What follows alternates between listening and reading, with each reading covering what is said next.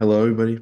My name is Shay Harrison, and I want to, shine a light on a lesser known class of drugs, piperazines. Here we go. So let's just start with what are piperazines. So they're synthetic drugs, including BZP and TFMPP. They mimic the effect of meth, such as fast heart rate, anxiety, and euphoria, but are not made for recreational use. Piperazines are also found in pills, capsules, and in powder form. So let's talk a little bit about the history of piperazines. So piperazines were originally developed in the 1950s as anti-parasitic drugs. BZP and TFM-PP became popular in the 2000s as party drugs. They were marketed as legal highs in New Zealand and in parts of Europe, and they were later banned as after health risks became apparent. So mechanism of action.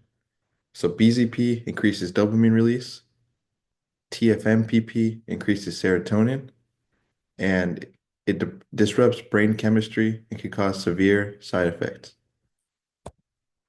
Whole body symptoms.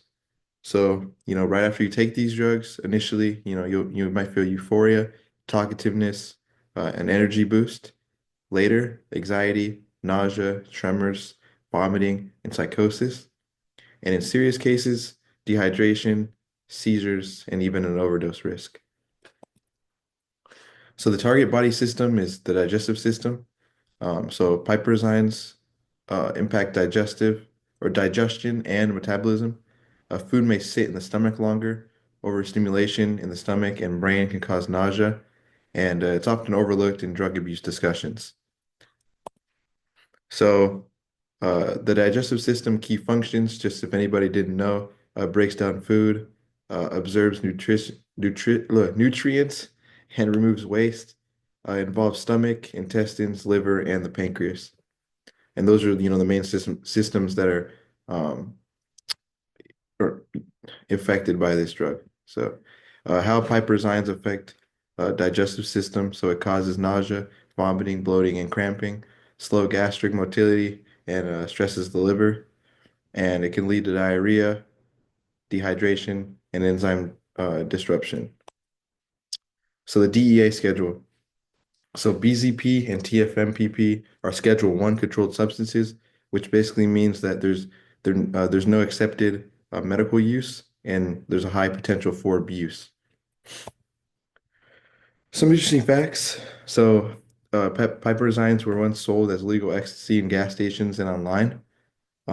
They're, often laced in other drugs, and they're linked to hospitalizations and ER visits in the early 2000s.